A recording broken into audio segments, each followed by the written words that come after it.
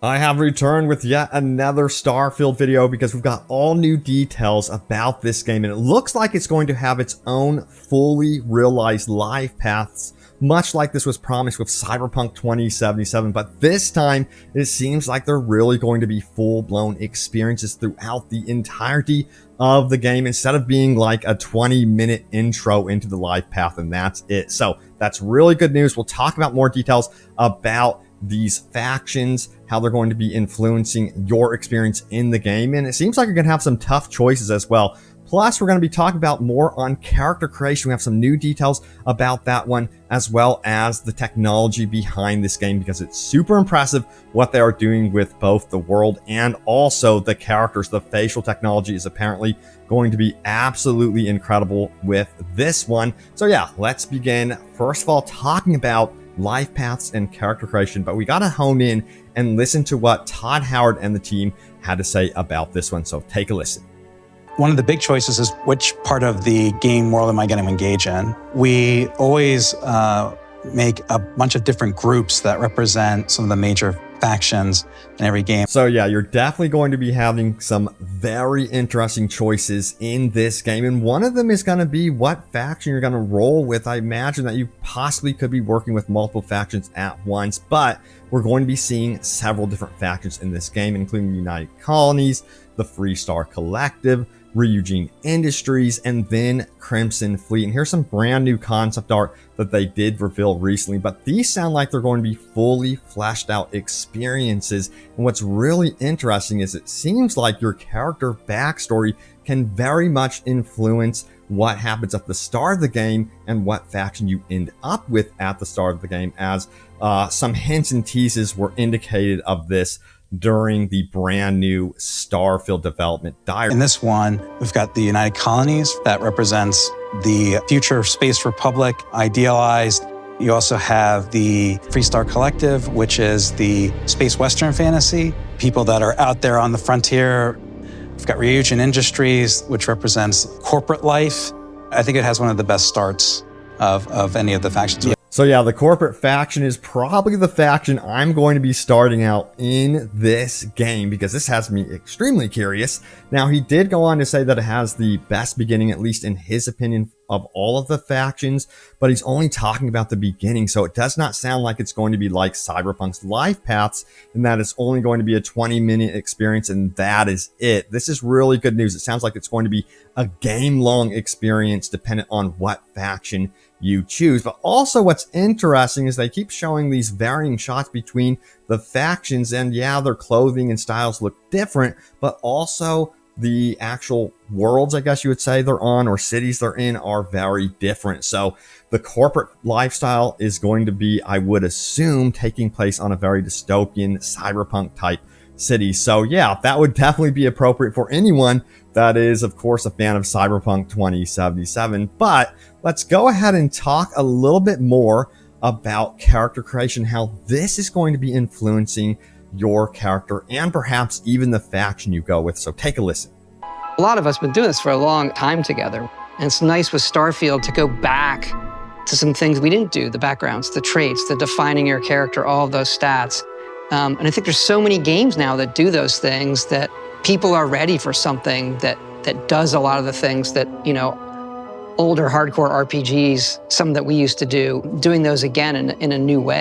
So it seems like Bethesda is willing to look to the past, to what they did right, and improve upon this even further, because I think they know that there's this void in the gaming space where, you know, some hardcore RPG elements are missing from games, and it's cool to see that they're fully embracing this. Now, it looks to me that they could be referring to games like Elder Scrolls Daggerfall here for influence, where you're asked a bunch of different questions about your character history, and that would determine what faction you would end up in, and of course what starting city or planet you would be on from the get-go. So I think it's really telling of the mindset over at Bethesda as to what they want to do with this game. They want to first and foremost be a proper RPG, and honestly, I'm so curious to see how this is all going to be working out. Now, they did also speak about the open worldness of this game and how chaotic it will be, and one of the things that they are embracing with this one is no hand-holding. They really want you to go on an adventure of your own, so take a listen. We don't just make RPGs, like we make simulations, and that leads to a lot of just crazy stuff that can happen and things you don't expect. Yeah, we always have those big fights like, what if combat breaks out right now, right? You have to handle that, right? Because it could. You can't control it. The only thing you control is that the game has to account for it somehow. We embrace the chaos, let it play out, and usually it's pretty fun. So yeah, one of the common themes in this development diary is the freedom for the player to choose whatever they want to do in this world. It sounds like there's not going to be a lot of hand-holding, and I think people are pretty much over the hand-holding in games. And Elden Ring is the perfect example of this. This game has been a massive success for a good reason, and that's because you're plopped into this world, you have no idea what you're doing, you're given items that are somewhat confusing, and then you figure it out for yourself, and that's something I absolutely love about Elden Ring. It seems like they're going after the same thing here for Starfield in many different ways. Take a look at this quote right here from Todd Howard. He goes on to say this: "We like to put you in a world where we're not dragging you by the nose and saying you must do X, Y, and Z, and that it's okay for you to want to test the game's boundaries. You know, can I read this book? Can I pick this up? Can I do this? What if I do this?" And the game is saying yes a lot. So a lot of adventure in this game, and you can constantly question the environment around you and basically keep going. Now it's time to talk about the graphics technology behind this game. Let's take a listen to what the Starfield development team had to say about this. We've always allowed the player to create really interesting, unique characters. This game, we've definitely severely leveled up. The tech is based on scanning of real-world models, similar to the photogrammetry we do in our landscapes. We're kind of applying the same thing to our people as well, because it's not just the appearance of your player and all that, but we want all the personal interactions of NPCs, other characters in the game, to be as impactful as possible. And for that, you have to believe these are real people. You're a real person interacting with real people. And at this point, honestly, I just want to see gameplay. They keep talking so much about the graphics engine and the face tech and things like that. But yeah, they're doing some cool stuff. They're using photogrammetry for the actual environments where they go out and scan the real world and basically mirror it in the game itself. So it's practically looks absolutely realistic. But it looks like we're not going to be experiencing the old awkward face technology of, the previous Bethesda titles. In fact, we got a tease of this through an Elder Scrolls tech demonstration showcasing Grandma Gamer Shirley Curry right here being implemented into Elder Scrolls 6. I would definitely expect this to be what the faces look like in, of course, Starfield, because the technologies are being borrowed from each other. And they did officially say that anything Elder Scrolls 6 is going to be doing graphically, they're going to be taking from Starfield and just upgrading it in the future.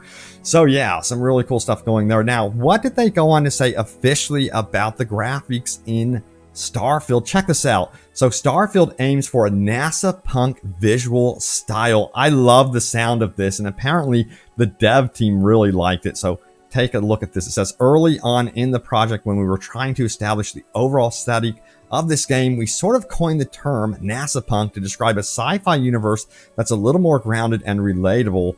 And then he goes on to say this: "We wanted a very realistic take. You can draw a line from current day space technology and extrapolate from there into the future, so it's believable and relatable." So they're not going after a fake look whatsoever with Starfield. They go on to say this: "When you say NASA punk, the art team could instantly take those two words and make them work. It was just the perfect term for our art direction and keeping everyone in the same flow and working with a consistent style.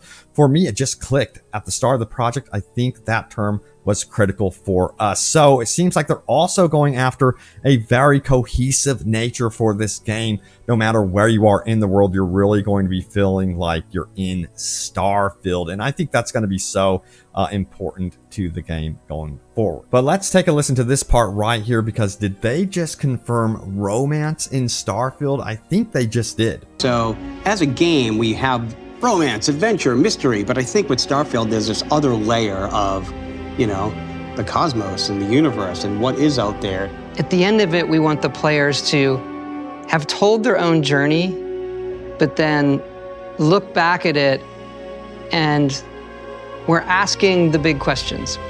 Why are we all here? Where is it leading? And what's next for humanity?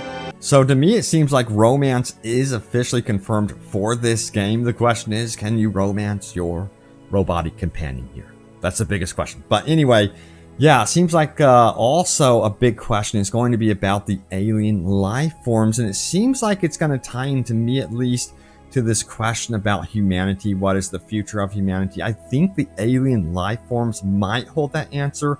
So I'm thinking that could be the theme to this game. We'll have to wait and see what happens there. So yeah, it is now time to go over your top comments from my most recent Starfield video, which was this one right here about Starfield finally getting a big update from Todd Howard and Bethesda, new gameplay clips and art. I just want to see a full-blown demonstration at this point, by the way. But let's see what you guys had to say about this one. By the way, if you guys want more Starfield, smack that like button. It helps out a ton. It lets me know that you want more and more Starfield content. Now, Zachary says this: lots of good stuff in this video, new art, new lore, and music. We get bits about gameplay, character creation, on how detailed the character models look. They are bringing back traits to customize the character, as well as background and skills. Joinable factions that have more strict requirements and ramifications, not just join all of them and become the leader.